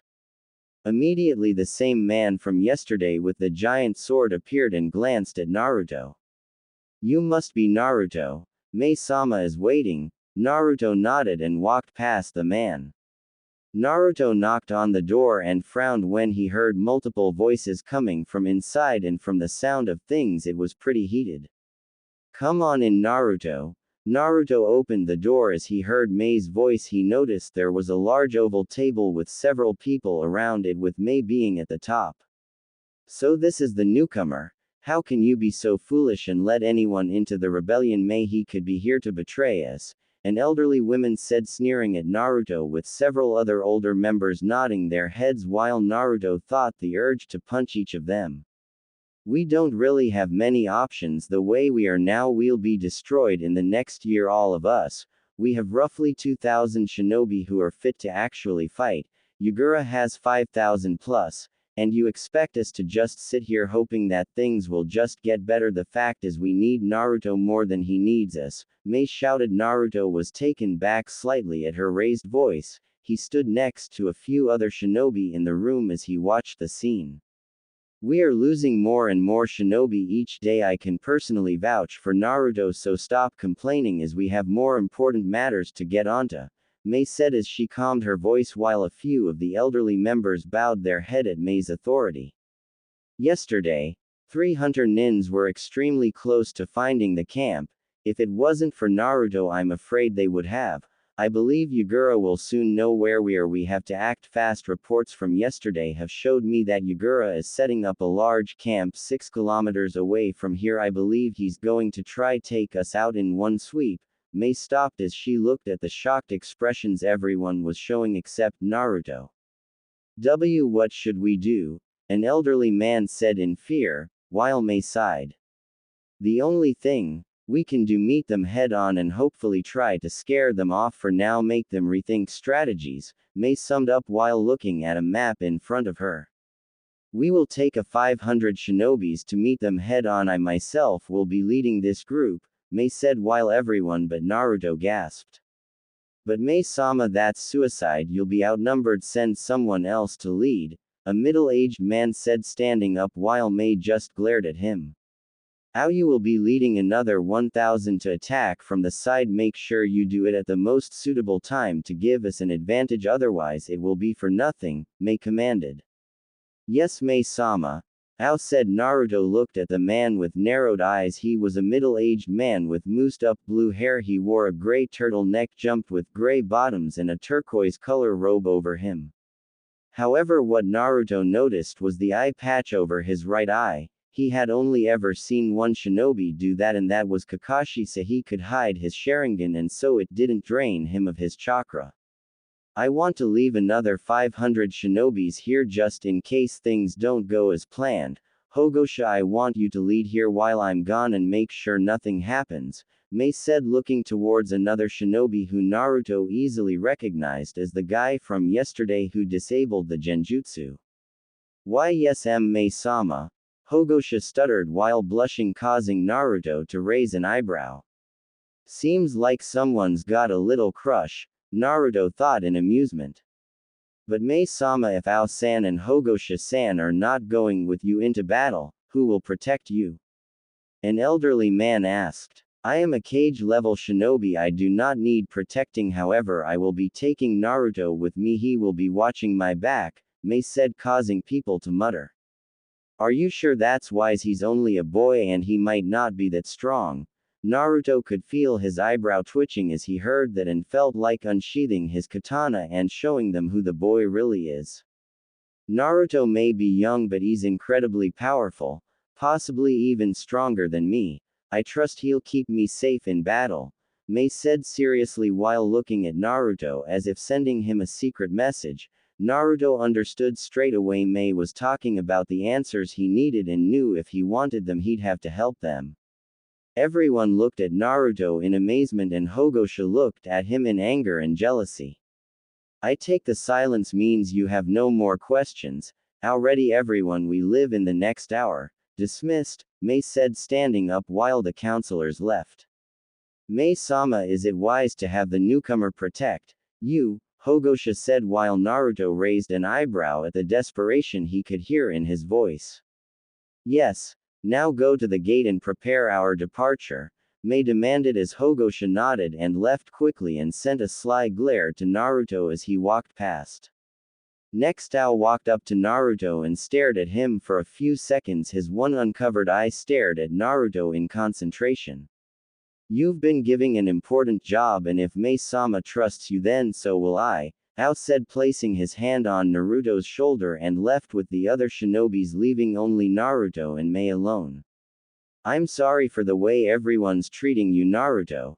There's only a few people who actually believe you are here to help, Mei said quietly, giving Naruto an apologetic look, hoping her people hadn't driven off someone of Naruto's caliber. It's fine, everyone is paranoid, it's understandable, Naruto said quietly while still being angry at people calling him a child. He had over things to think about. Thank you. Come, let's meet up with everyone. Naruto nodded as he followed Mei out of the room. Naruto stood behind Mei as she stood in front of 500 shinobi. She nodded to Hogosha as he opened the gate. Naruto could see the fear in every one of the shinobi's eyes. He couldn't blame them, most of them would probably die after today. They're scared, Mei said as Naruto looked back at her and could see the same traces of fear in Mei's eyes. I know, Naruto said quietly as he remembered the third shinobi war. He had seen the same fear in his parents' eyes. But we'll be alright after all, we have you leading us. Naruto smiled at Mei and saw her blush slightly in embarrassment. Nodding her head, she carried on walking with new determination in her eyes, knowing she had people who believed in her. After a couple hours of traveling, Mei signaled everyone to stop and get down. The shinobis hid in the trees while Mei called for Naruto. What do you think? Mei asked as Naruto landed next to her. Naruto looked in front of him. He could see the ending of the forest, and in an open field there were close to 300 shinobis walking around. It's a trap, Naruto stated as he narrowed his eyes at the scene in front of him. It was clear that this was part of Yagura's army as he could see the Kurigakure head protector. That's what I thought as well, Mei whispered in frustration while planning her next move. What are you going to do? Naruto asked as he watched Mei concentrate. Get everyone with a fire and wind element at the front quickly, Mei ordered, and Naruto nodded while rushing back to do as she ordered. Once the fire and wind users were at the front, Mei went through hand signals informing them of the plan. Now, Mei shouted while going through hand signs like the rest of the fire users. Kaden. Gokaku no Jutsu, the fire users shouted, and multiple giant fire balls flew out of the forest, surprising the shinobi in the middle of the field. And just as the fireball were about to reach the shinobis, Mei shouted again. Wind users now. Naruto went through hand seals along with a few others and jumped in front of the fire users. Futon. Daitapa. Naruto pushed his hands forward with the rest of the wind users and watched as a large gust of wind appeared and enlarged the fireballs, completely engulfing the 300 shinobis in fire, making them scream out in pain. As soon as the fire died down, the only thing that could be seen was the burnt land, which had now been scorched black. Move forward everyone, Mei commanded again while Naruto looked at her in slight confusion. We'll be playing right into their trap, Naruto whispered so no one else could hear. I know, but they're not going to come out any other way, especially now they've seen what we can do, Mei said walking forwards onto the burnt ground. Mei-sama, I'm sensing over 600 chakra signatures, someone shouted, and Naruto quickly identified him as a sensor. That's nothing to worry about, it's only 100 more than us, Mei said calmly while the sensor paled. But Yagura is leading them, the same sensor said while Naruto frowned as he watched Mei pale slightly. Are you sure? She demanded through gritted teeth. Yes, there's no mistake in his Biju's chakra, the sensor said, shaking in fear, while Naruto's eyes widened. He's a Jinchuriki? Naruto asked Mei as she nodded. Yes, he's the container of the Isobu, it's the reason he's so strong. My techniques have no effect on him at all. He's completely synced with his Biju, Mei said angrily as Yagura appeared on the other side of the field. Naruto narrowed his eyes at Yagura. He looked no older than he did. He had gray hair with a few spikes, pink eyes, and a scar that ran down from the bottom of his right eye to his chin. A Jinchuriki? He's like Minato. Could Minato turn out like him? Naruto thought as he watched Yagura order half of his forces forward. Let's meet them, we just have to hold out long enough until our arrives with the rest, Mei said as she raised her arm up and quickly launched it down, signaling everyone to battle, and immediately all 500 shinobis ran forward while Mei and Naruto stayed behind. Why are we staying back? Shouldn't we help them? Naruto questioned as he looked at Mei, who was concentrating fully on the battle. No, Yagura's plan is to weaken our forces. You and I are cage-level shinobi. We will win this first round, but Yagura will send the rest of his forces to wipe us out, and unfortunately we will have to keep our eyes on Yagura. His attacks are deadly. One hit is all it takes, Mei said, tightening her knuckles. Naruto looked onto the battlefield. It was true the 500 rebel shinobis were slowly defeating Yagura's forces, however they were also taking heavy losses. Naruto could see many of the rebel shinobis dying. Eventually Mei's forces won out, however they were easily reduced to less than half, while half of Yagura's shinobi were laying on the floor dead. Looking over towards the Jinchuriki, Naruto frowned when he saw him smiling and lifting his hand up and quickly dropping it. "Where's Ao?" Mei said angrily as she watched the rest of Yagura's shinobi advance on what was left of her forces and meet them in battle. "Let me go in," Naruto said, and Mei snapped her head towards Naruto in shock. "Alone?" she asked, while Naruto nodded. "Yes, I'll be able to take out the rest. Also, you don't have shinobi to spare. If what you said about the numbers Yagura has under his control, then we haven't even taken out 1/5 of his army while he's defeated 1/4 of yours," Naruto reasoned, glaring at Yagura under his hood. "I'll go with you then," Mei said, causing Naruto to shake his head at her stubbornness. "No, I must go alone. If you are captured or it's over for everyone. Trust me, I'll win," Naruto said, sending her a smile. "Fine, but you better come back or I'll you myself. I still have to get to know you properly," Mei said after some thought, while Naruto shook his head in amusement at Mei. "Alright, time to let loose," Naruto said, walking out of the tree line and into the field just as the rest of the rebel forces were being slaughtered. Naruto calmly walked forward as he noticed everyone turn their eyes on him and slowly unsheathed his katana and flicked it downwards. He watched as Yagura nodded and smiled to his forces and they cheered before charging at Naruto. Naruto roughly estimated there to be around 150 shinobi left. He could tell they were clumsy by the way they held their weapons, they were unorganized. Crouching down, Naruto channeled chakra to his feet and propelled forward, destroying the ground below where his feet traveled, surprising the shinobi, and sliced his way through a line of them and ended up behind the group, ignoring the shower of blood behind him. Standing up fully, Naruto took a glance at Yagura and saw his expression was still calm, though the guards next to him were looking at the battlefield in awe. Naruto turned around and flicked his sword, cleaning the blood off it before getting into the same crouched position and propelled forward. He was surprised as he felt a few of the shinobi reflect his attack. It seemed there was more to the Kurigakure shinobi than he first thought.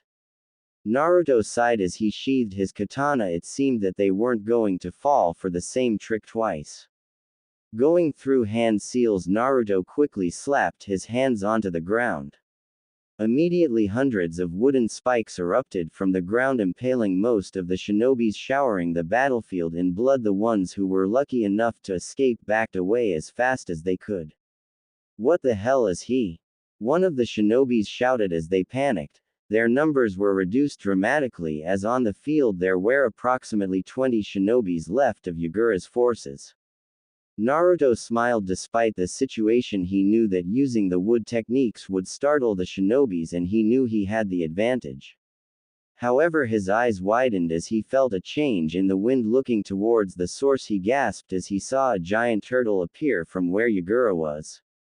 His Biju transformation. Naruto wondered while staring at Yagura wide-eyed. He watched as small black balls floated in the air around Yagura and formed together to create a giant ball. "Naruto!" Mei shouted as she jumped behind Naruto and gasped when she saw Yagura fire the tailed beast bomb.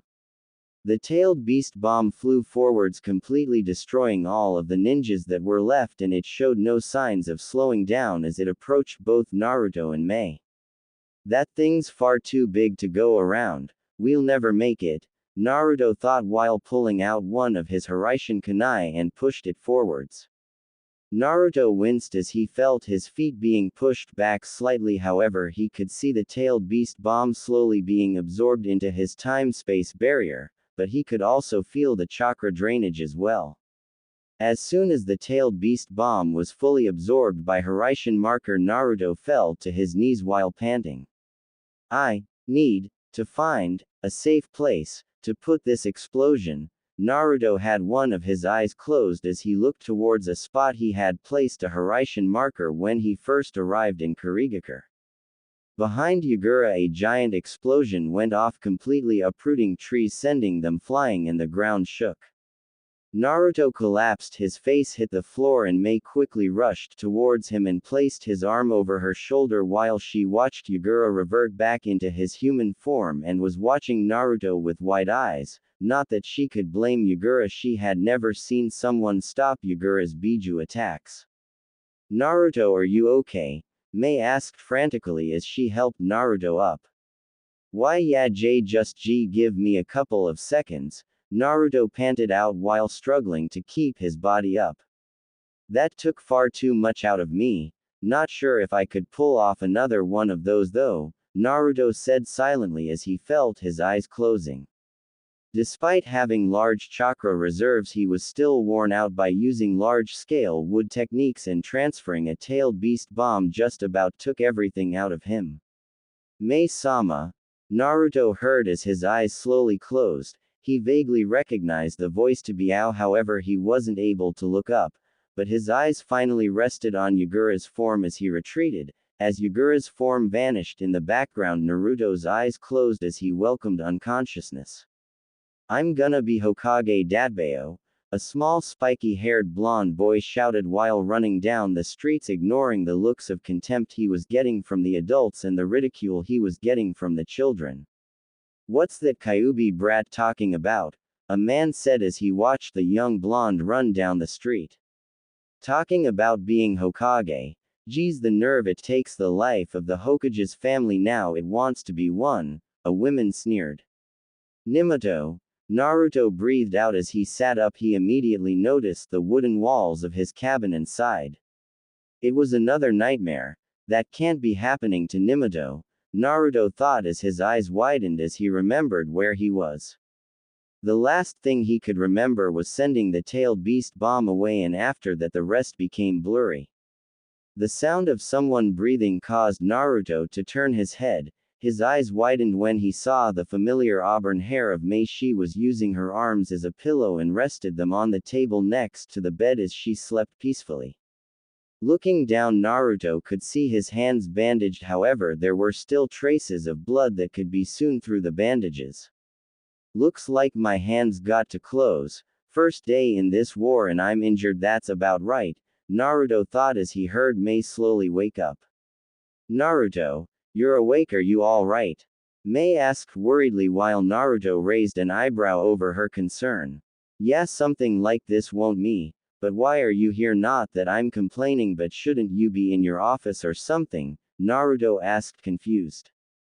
That stuff can wait, I need to talk to you. We did promise after all, remember? That was really amazing what you did back there. I've never seen anyone stop Yagura's tailed beast bomb. That's some amazing technique you have, Mei said, smiling at Naruto. Truthfully, she had finished everything concerning the battle. The only thing left to do was decide their next move. Her visiting Naruto was purely out of curiosity. Yeah, only problem is it takes a lot of chakra out of me, and since that was the only time I've ever actually tried something like that, I kind of got injured. Naruto scratched the back of his head sheepishly while Mei smiled and nodded, secretly taking note of his recklessness. So, what happened after I lost consciousness?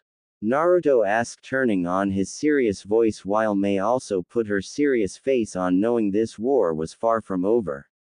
Ao arrived as you blacked out, however it seemed he had a little trouble himself. They ran into around 500 of Yagura's forces. We won, but we lost at least a quarter of the 1,000 Ao had, Mei reasoned as she sighed. It was another painful hit to the forces. Is that what forced Yagura to retreat? Naruto asked, narrowing his eyes slightly.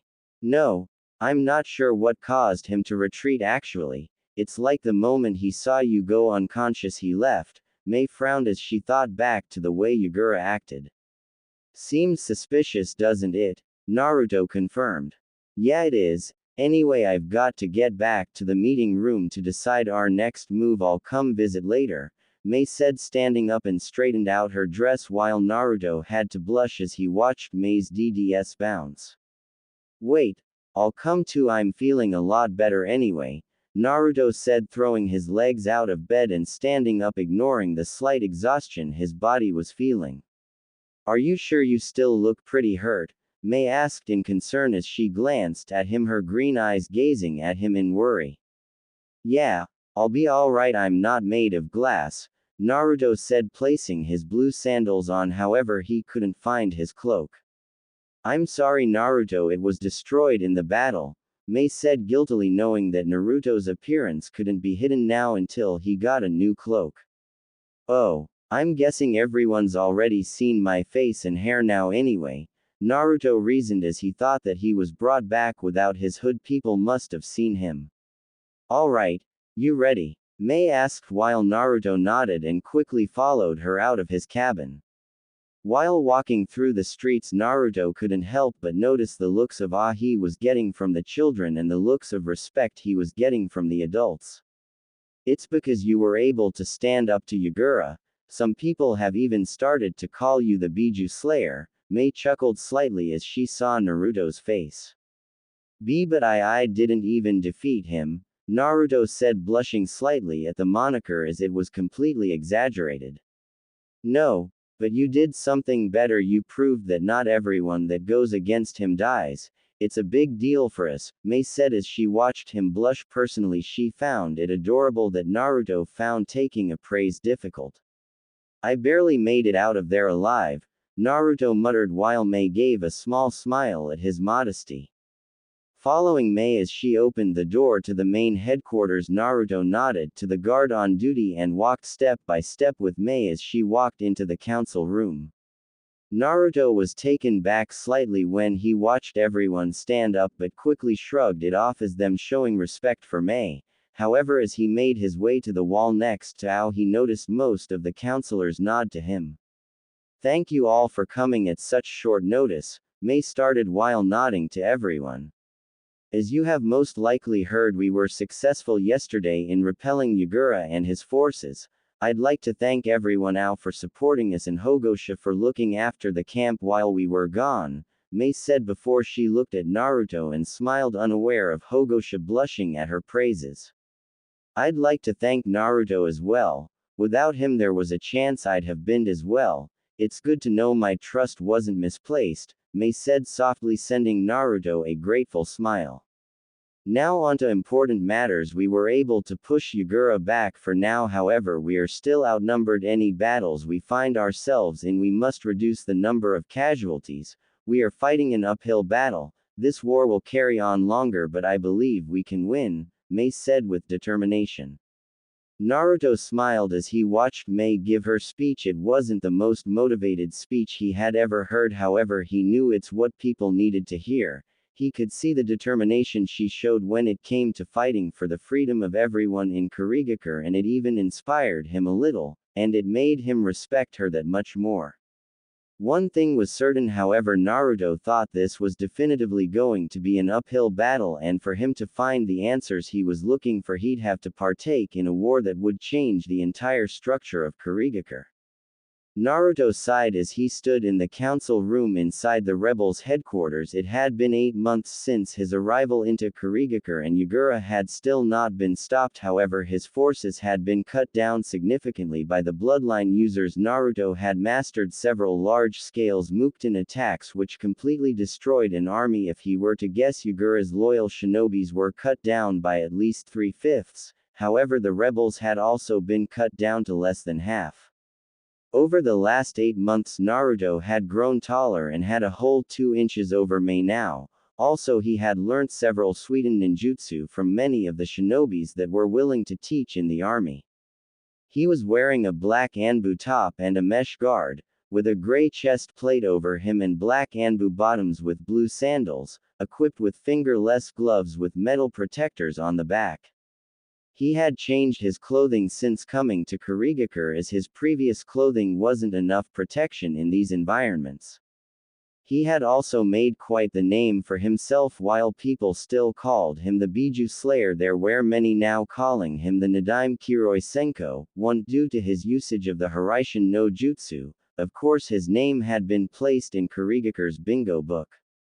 He also kept his promise to Tsunade. Once every 2 months Naruto would appear in front of her and it would always end in a night of passion.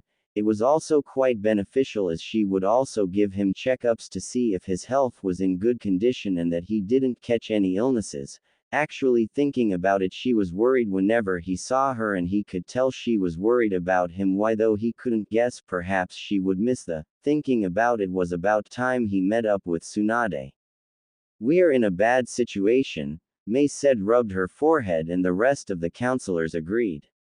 That was another thing that had changed. His relationship with Mei had improved dramatically ever since that first day when he collapsed. She was always talking to him outside of missions whenever she could. She had even started to call him Naruto-kun around the 5th month, plus she was also flirting heavily with him. He noticed, however, he ruled it off as just her personality.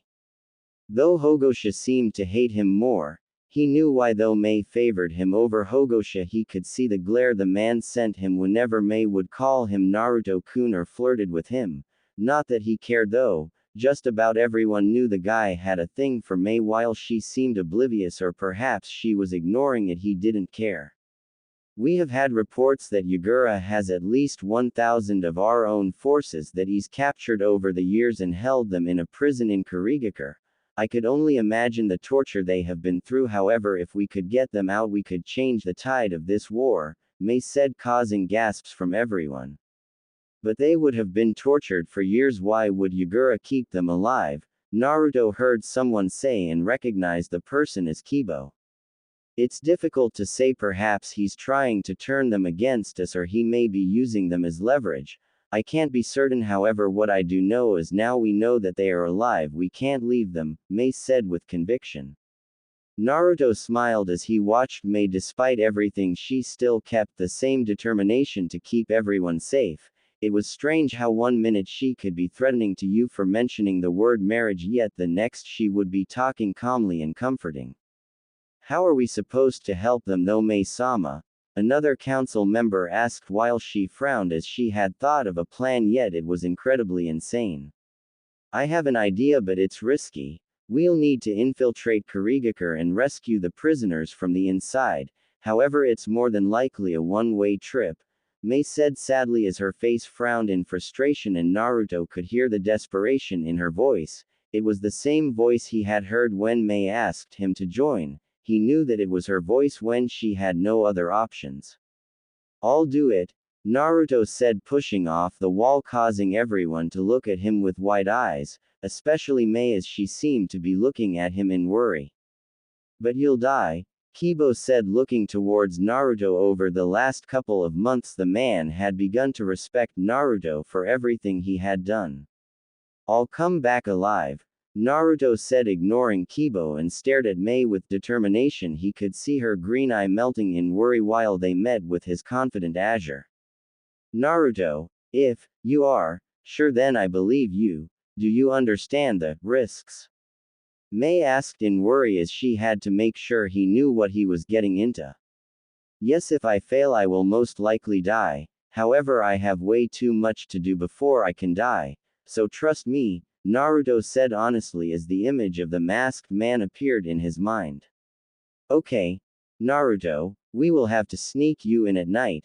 That's when the guard duty is at its weakest. You can use the cover of night to bypass the guards and find your way to the center of tower," Mei said with her leadership voice while she still looked at Naruto in worry. "Here is where you will enter. There's no secret way out, so to get out you'll have to use the entrance," Mei continued while pulling out a map and pointing towards different spots on a map. "Once the prisoners are secured, we will be waiting at the edge of the forest. We will be able to use the distraction you will cause in the cover of night to make our getaway." Naruto nodded as he listened to Mei's plan. "All right, everyone dismissed. Naruto, could you stay for a minute?" Mei asked while Naruto nodded, letting everyone walk past him and ignored the glare he got from Hogosha. "Are you sure about this, Naruto-kun? You don't have to put yourself through so much for us, Mei said quietly. I'm the only one who can do it and you know it, Mei, Naruto said in a confident tone, causing Mei to blush. I know. I'm scared you won't come back, Mei whispered quietly, however Naruto still heard it and sighed. I will come back. Besides, I've got to see you marry before I die, Naruto said with an amused smile as he saw her frown turn dangerous. Shut up, or I'll you, Mei said dangerously with a smile on her face, and after a couple of seconds both Naruto and Mei started to laugh. That's the sound I like to hear. You should laugh more, Mei, it suits you, Naruto said with a smirk as he saw her smirk back. Maybe you will. When you come back, I want you to take the rest of the night off and be ready to leave at night tomorrow, understood, she said with a smile. Yeah, good night, Mei. Get some beauty sleep, Naruto spoke out in a teasing voice before vanishing in a yellow flash. Idiot, Mei said with a smile as she fell back into her chair and placed her hand over her heart. It was beating incredibly fast. Actually, it was whenever she looked at Naruto her heart would do these funny things. She would feel butterflies flapping around in her stomach at just the sound of his name. Over the last 8 months she could say she had strong romantic feelings for Naruto. It helped he was so selfless and brave, as most of the people she knew in her life were the complete opposite. She had always scared men off with her overpowering status, however not Naruto. He would treat her like a friend, laugh with her and even just talk with her. However, the thought of him leaving for a mission that had a high chance of him never making it back sent aches in her chest. Just the mere thought of him dying caused her breath to hitch slightly. What have you done to me, Naruto-kun? Mei whispered to herself as she began to look at documents on the table, trying to suppress her ever-growing feelings. Meanwhile, Naruto appeared in his cabin next to his bed where his kunai was lodged into the drawers. Looking at the time, Naruto smiled when he saw it was just getting dark. He had guessed Tsunade would be waiting for him, and she was certainly one woman you did not want to keep waiting. He flinched slightly as he remembered the time he met her after placing the Hiraishin marker on her. That was one night Naruto had thought his time was up. Tsunade had made him eat her out for hours and tightened her legs around his neck so tight he had felt as if she was trying to snap his neck. He had asked her though if she wanted him to move it, and surprisingly she had said no and said she was used to it now. Of course this was after they had though, as she always seemed calmer after. Shaking his head, Naruto placed his hand in a seal and immediately disappeared in a yellow flash. Meanwhile, Tsunade Senju sat on a bed in a hotel room. She had finally ditched Shizune for the night and had prepared for Naruto. The mere thought of what was about to occur tonight made her wet. Ever since Naruto and she agreed to this agreement, both of them would completely go out of their way to pleasure one another. At first it was just different positions either of them had wanted to try. Eventually it had evolved to sometimes role-playing. Well, at first they would role-play, however they would just lose themselves in lust and just hump like rabbits. Last time it had been patient and doctor, with Tsunade being the doctor and Naruto being the patient. She fondly remembered the hands-on physical she gave him and the extremely delicious sample he had given her. A sudden flash caught her attention as she watched Naruto appear in the room and smiled when she saw him look at her.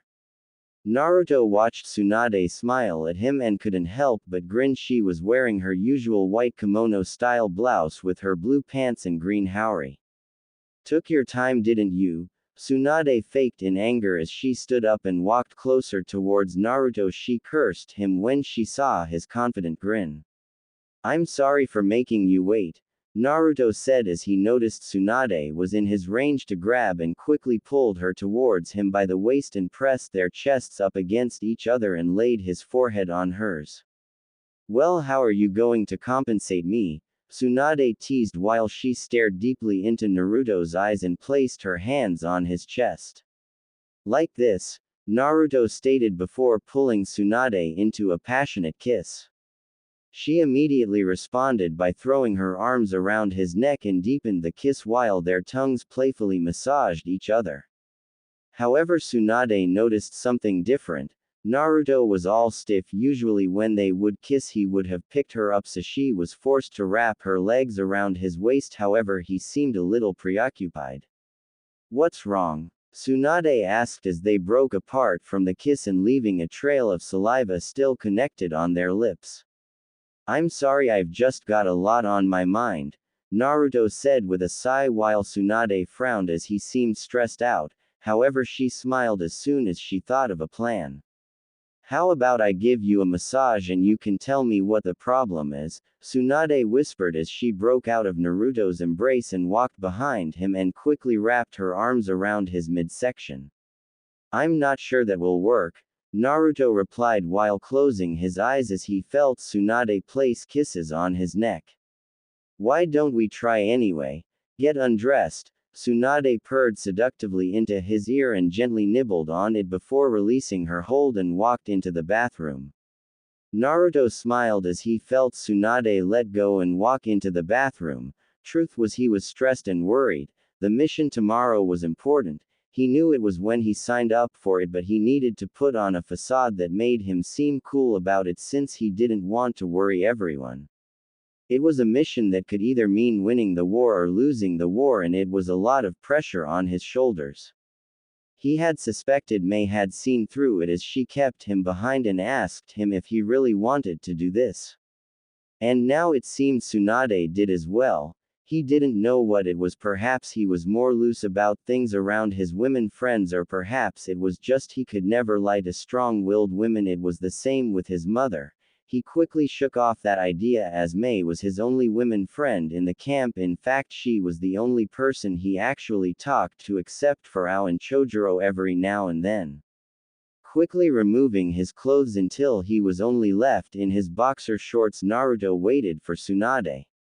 Tsunade walked out of the bathroom holding a bottle that Naruto suspected to be massage oil and raised an eyebrow at her as she stopped in front of him. Well, aren't you going to get undressed? Tsunade asked, a little annoyed that Naruto was still in his boxer shorts. You want these off too? Naruto asked, pointing towards boxer shorts in surprise since he knew Tsunade hated it when Naruto was overly perverted around her, despite the fact in his opinion when she wanted she was far more perverted. Naruto dropped onto his back panting heavily while Tsunade dropped her head onto his chest, her blonde hair sprawling out all over him. Wow. I think I'm going to be sore tomorrow, Tsunade panted, rising her head so her chin was on his chest and stared at his glazed over expression and smiled. Why yeah, that was intense. I think you emptied my balls with that last time. Naruto also panted, snapping out of his glazed expression and looked down towards Tsunade before gently tracing her spine with his hand and smiled at the moan she let off. I know. My womb feels so full. It's a good job I'm using the anti-pregnancy jutsu, otherwise I'm certain I'd be carrying your child, Tsunade said while smirking, secretly enjoying the feeling of his seat inside her. Naruto merely hummed in response, exhaustion creeping up on him, and trailed his hand down onto her and fingered his Hiraishin mark. So, what had you so stressed earlier? Tsunade asked, closing her eyes and resting her head on Naruto's chest while her finger traced his chest in random lines. I have a mission. It could either save the bloodline users, or it could destroy them. Either way, whatever happens, it's on me, Naruto said, sighing as he wrapped both of his arms around Tsunade as he felt her climb on top of him and nuzzled her face into his neck. Why do you always put yourself in such dangerous situations? Tsunade asked as she frowned into his skin. Her voice was laced in worry and something else Naruto couldn't pick up on. I don't know, Naruto muttered, burying his face into Tsunade's hair, secretly enjoying the smell. No, you could always leave. I mean, people always die protecting villages. That's never going to change, so why risk your life? Tsunade said and hesitated slightly while Naruto continued to breathe in her scent and groaned as he felt one of Tsunade's hand begin to stroke his manhood. Join us, me and Shizune. We could end every night like this. Me, you, a hotel room and hours of non-stop pleasuring, Tsunade purred out seductively and kissed Naruto's neck. Naruto was extremely tempted to take the offer. Who wouldn't? Tsunade Senju was a beautiful woman. Even if he didn't love her, he still cared for her a lot, and here she was offering him her body every night. However, the images of Mei, Sufu, the rest of the bloodline users, and finally Minato came into Naruto's head. I'm sorry. I need to find answers and I can only get them in Kurigakure, Naruto explained sadly and kissed the top of Tsunade's head as he heard her sigh in disappointment. I guess every 2 months isn't so bad, Tsunade said while stopping her pumping motion on Naruto's and laid her hand on his chest. You don't have to wait 2 months for me, you know, Naruto said so that Tsunade didn't think that she had to wait for him to have. They were both single. He wanted her to feel free. I know, but I wouldn't be surprised if Mai was shaped into the shape of your. It wouldn't feel the same if it's not yours, Tsunade said with a laugh. It was soon followed by Naruto and a couple minutes of silence.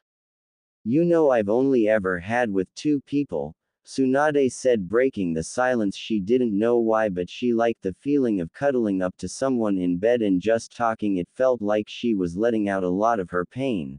Naruto on the other hand raised his eyebrows at Tsunade. He knew she was a little talkative after, not that he minded, but it was strange to see the legendary Sannin Tsunade, a woman whose punches could the strongest shinobi in one hit, talk so deeply with him. Oh, and who are these lucky people? Naruto said with a grin, forcing a large smile on Tsunade as she kissed his chest. My ex-lover Dan, and you, Tsunade admitted with a blush as she felt Naruto staring at her. Shizun's uncle, Naruto asked as he remembered Shizun telling him the story of how Tsunade fell into the state she was in. He felt her nod into his chest and tightened his embrace around her. Are you ashamed of what we've done? Naruto questioned, and immediately Tsunade's head snapped up and she stared at Naruto in astonishment. No, of course not. It's natural to want another's physical contact. I'll never be ashamed of what we've done together, Tsunade confirmed and smiled when she watched Naruto grin. So, who's better, me or Dan? Naruto asked, and immediately Tsunade blushed while glaring at Naruto. Usually she would have anyone for even mentioning Dan's name, yet here she was letting him not only talk about him, but talk about him in a competitive way. Shut up and cuddle me, Tsunade demanded, and wrapped her arms around his torso and buried her face into his neck once more. Naruto smiled as he watched the famous legendary Sannin blush in front of him and pulled the cover over their sweaty bodies. I'll take that as me, Naruto admitted confidently and placed a kiss on Tsunade's head while smiling as she never denied it and fell asleep with Tsunade wrapped tightly around him. Be careful, I'd hate to have my only way of release taken from me, Tsunade admitted as she was now fully dressed and stared at Naruto as he prepared to leave. They had woken up pretty early so they could get a couple of rounds in. She was happy they were able to get 1 round in the bed and 1 in the shower before getting dressed, and she could happily say she was satisfied.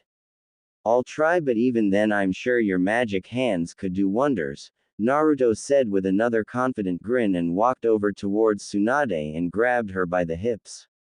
What about my mouth? Tsunade asked with a pout as she desperately wanted Naruto to kiss her.